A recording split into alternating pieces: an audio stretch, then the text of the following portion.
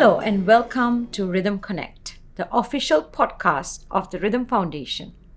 I'm Umayal Eswaran, your host, and this is the show where we have conversations with people who are driving change in their communities and helping to empower and transform the lives of people in small but meaningful ways.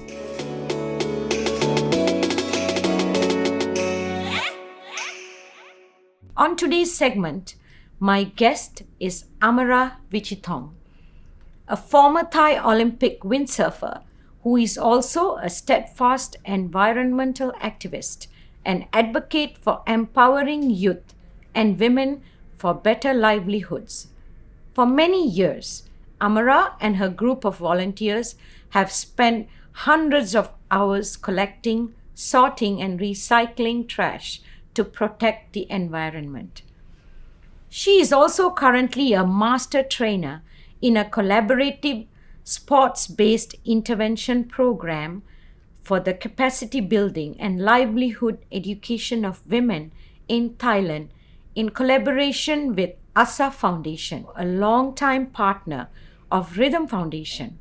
In today's episode of RYTHM Connect, I hope to bring you Amara's deeply inspiring personal story and also find out more about what fuels her passion for the environment and the work she does advocating for women in rural communities.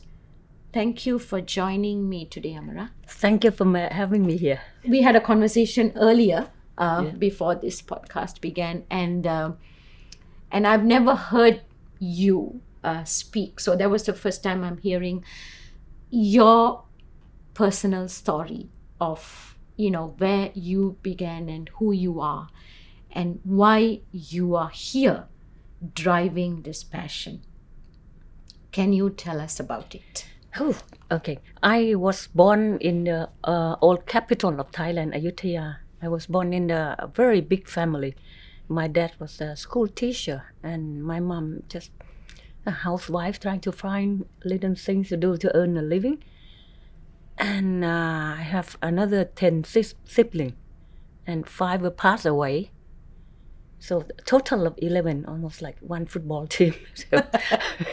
Wow. Okay. And when I was born, my mom was some kind of like paralyzed for 3 months. And I remember when I was little, my mom was a very beautiful, hardworking woman. And then because of the herbal medicine that's is marinated in the whiskey, she drank after she gave birth. And you can imagine she gave birth 16 times. She became an alcoholic to the end. And when she's drunk, she often said, I am an unlucky one, unwanted one. Because when I land, she was sick. And everyone said, You are the reason for it. Yeah, I'm the reason for it. But I never believed that. And my dad never believed it either. So when mom drunk, I have to escape every evening until sure that she's slept, then I can come in the house. Anyway, it's been happened so many years, and with the age of 10, my dad passed away. And my dad was the one who believed me so much when he was alive. And when he was gone, my hope was gone. My bodyguard's gone. You were so young. You were just 10. Yeah. And I remember one day I argued with my brother, and I'm sure I was right. And my mom didn't do anything about that. And I know if we fight, doesn't matter I win or lose, my mom gonna hit me because I was the unlucky one. So at that time I was so upset. I lost my dad. I didn't get enough food. So I decided to chop my brother's finger with an axe. You actually did? I did it. So, and I was only 10. What did you feel when it happened? At that time, I feel like I have nothing to lose. Doesn't matter I win or lose, my mom gonna hit me anyway. There's no justice in the world. So Because and at that she did. age, right? She did. Yes, she You did. just did. You thought what was right. You This did was- it. At that time, I thought it was right for me. Yeah. And my brother learned to step back in that time. He know I'm serious about that. I reached my limit when I was 10, and since that time he's never want to come close to me. So, whew. And anyway, 3 years later, I have to move to Pattaya, which is at that time, it was just we can say that it's a rural area. It was no road yet. It's Not so developed. no, not developed. There was no road, no proper road. Yeah. But one of my sisters lives there, so I moved there with her, just trying to find a better life. And when I see the ocean, at that time I was 13, I said, "Oh my God, this is my home." Because the sea, I feel like when I see the water and the ocean in just a big space, like so free. And at that time I said, this is It's more like you getting lost Yes. in there, isn't it? I said, yes, Yeah. this is my home. You can forget about everything and I just go forget in there. about everything. But then another problem arise because my sister, she's handicapped, and I have to help her to find a job. And with 13 years old, I can't find a job. So I start collecting the rubbish. At that time, there was some American, how you said, army were there after Vietnam War. Yes.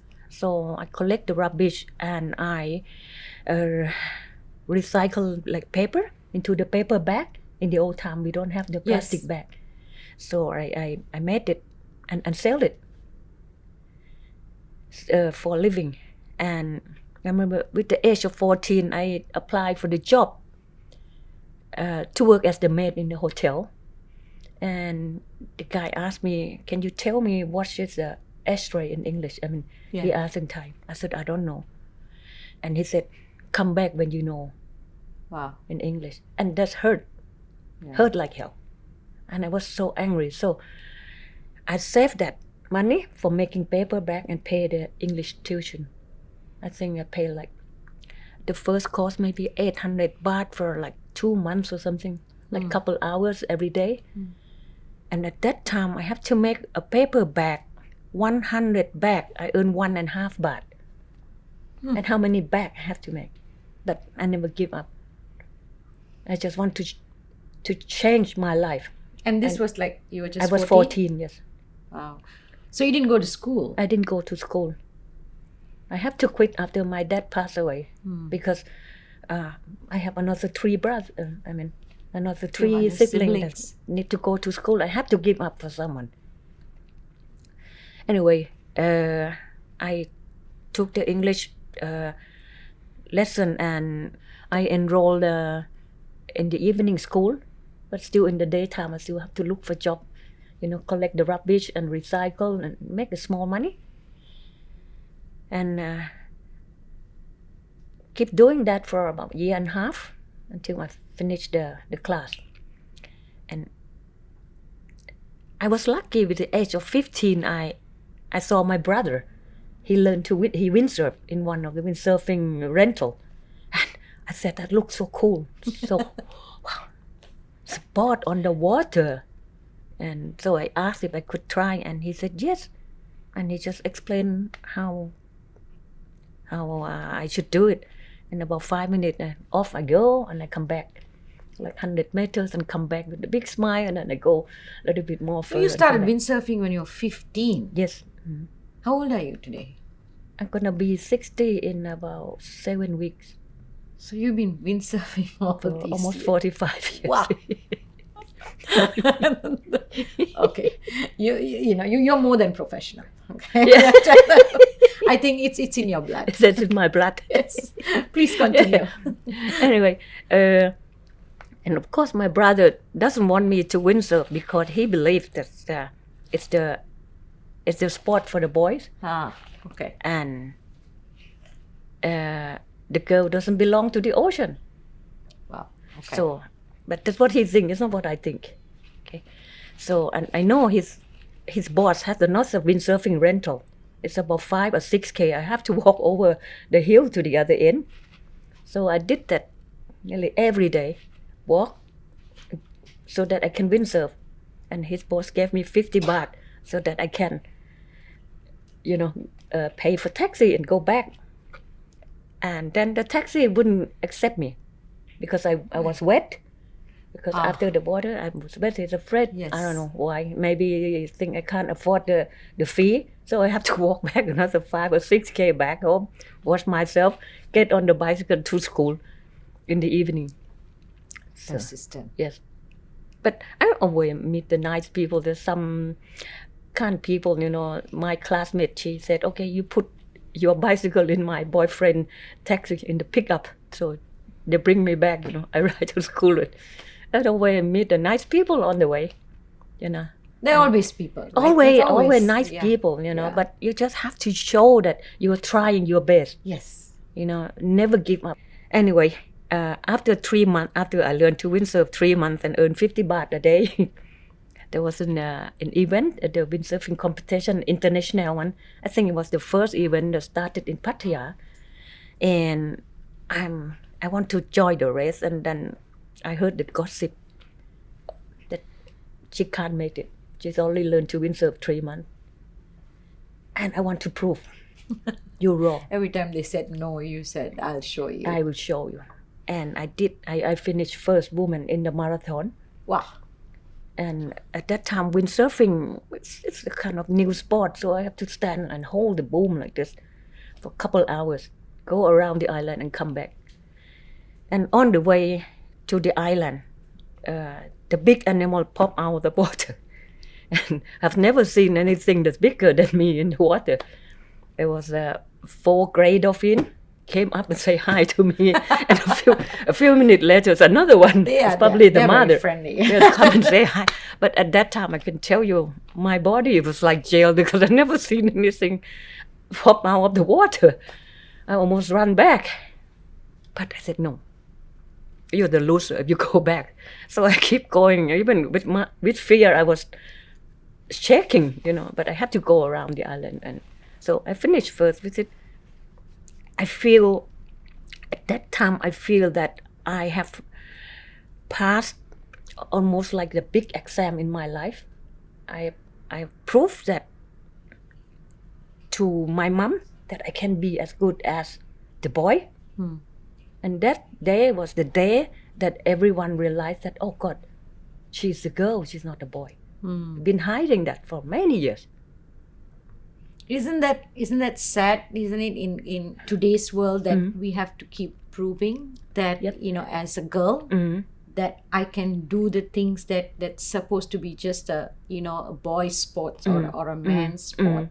Why do we need to do that, isn't it? I mean, it shouldn't be. It shouldn't be. Yeah. It and shouldn't be. I know that you are working on empowering the youths, that's with right. your journey and what you have done, because with not giving up, being there, and you are empowering the youths through sports. Yes. Today. Yes. In Thailand, you're doing that. I know you work with girls who are coming from the vulnerable community and society. How do you work with them when you have to change the mindset? Because sometimes when we talk about, like they carry these burdens of how they have grown up, or what has happened in, like, your experience of your mother saying that you are the reason, she started taking alcohol, or this, she was paralyzed, is because of you. And whether we like it or not, as children, when somebody keeps telling you something, it does get stuck in your head. Oh, yes. Yes. And if it is good, it's great. You grow, you transform. But if it's bad, it pulls you down. Oh, yes, sure. Yeah. Yes. So how do you change these girls or the boys, the mindset? What do you do? I think first of all, you have to be a good example. You can't tell True. them. You can't tell them unless you have proof it. You walk the talk. Yeah, you walk the talk. And then when they see the result, in Olympic, I didn't get any trophy, but I got to learn to teach the next generation. Yeah. I always learn something every day. Doesn't matter I come with a trophy or not. Yeah. And with our girls, the way I teach them, we teach them like they are my family member, you know. And we have to understand their background before we can approach them. If you don't know where they come from, what is the root behind their problem, and you give them the confidence. You can't just give them. They have to build slowly.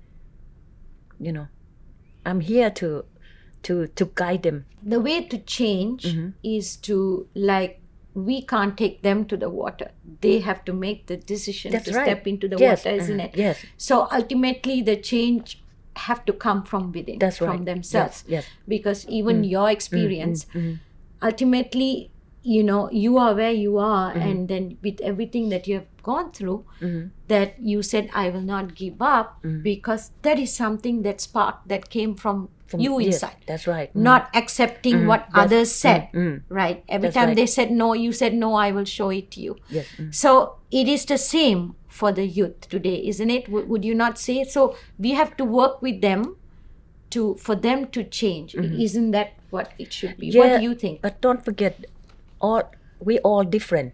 You know, to get them out first, the kid, we all live in fear.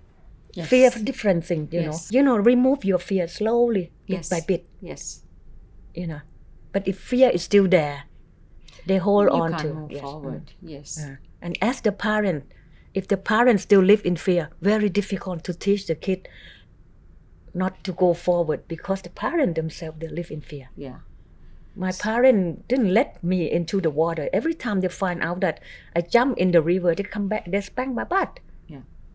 So if I do what they taught me, I will never surf across the Gulf twice. So we have to have the buying power of the parents. Can we go past the parents and work with the children, or you think we have to get the parents believing that you are there to change the children? So you have to work with the parents as well. The 2-3 girls that are very good in sport now, most parents brought the girl to me. Okay, so that transformation is happening. Yes, they themselves see the difference, and then they start bringing their own kids. That's what we want to see, isn't it? Initially, it's like dragging the parents. Then we want to see where the parents themselves change their mind. They see your intention and why you are there.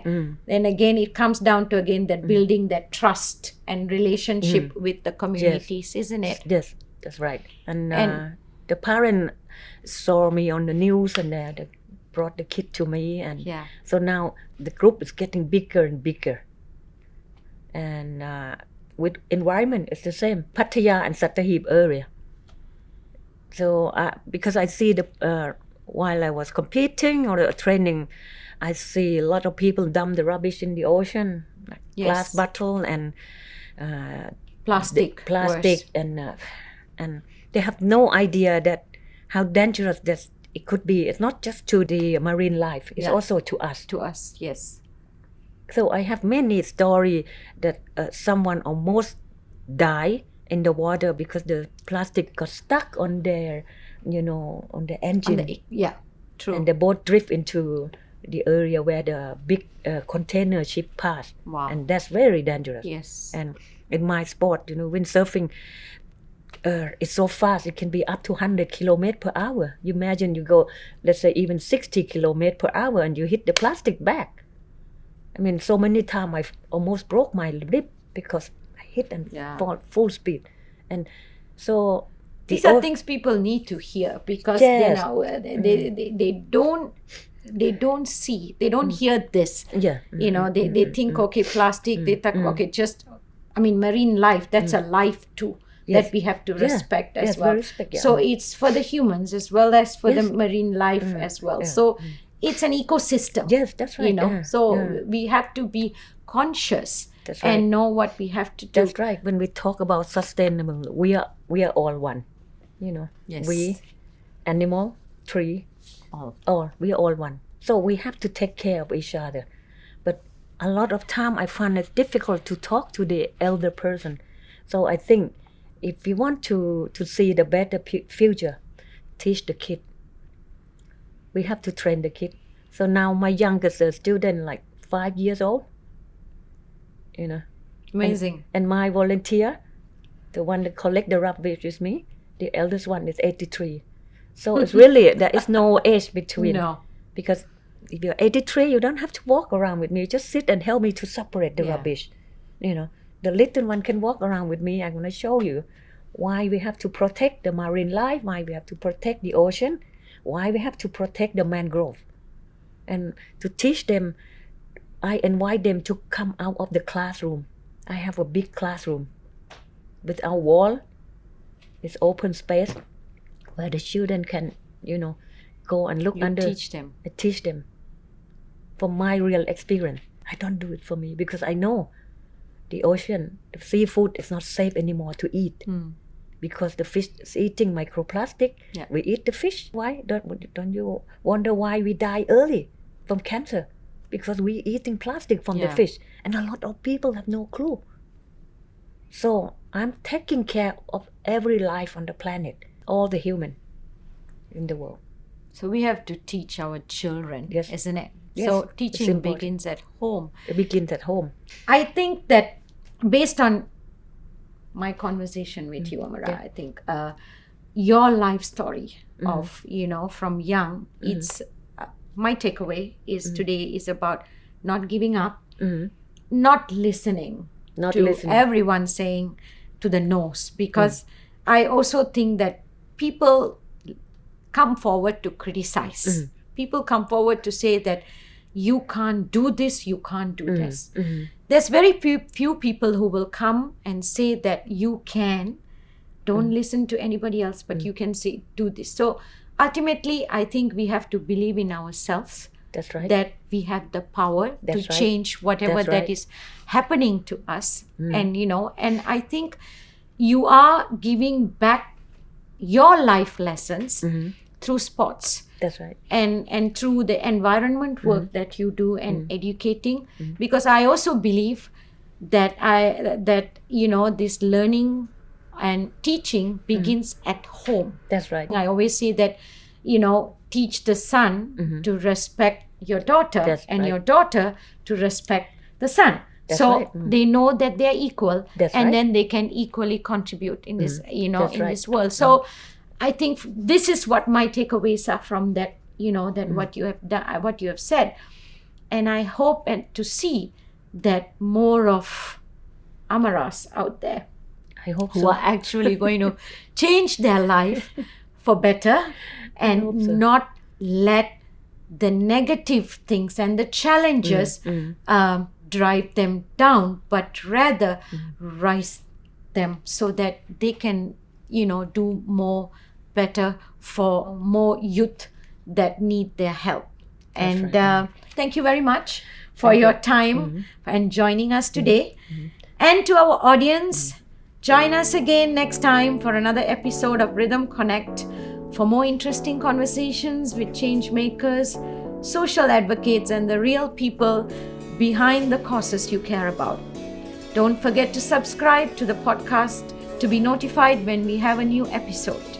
And follow RYTHM Foundation, that's RYTHM, on Facebook and Instagram to learn more about the work we do around the world. Thanks for tuning in today, and I'll see you next time.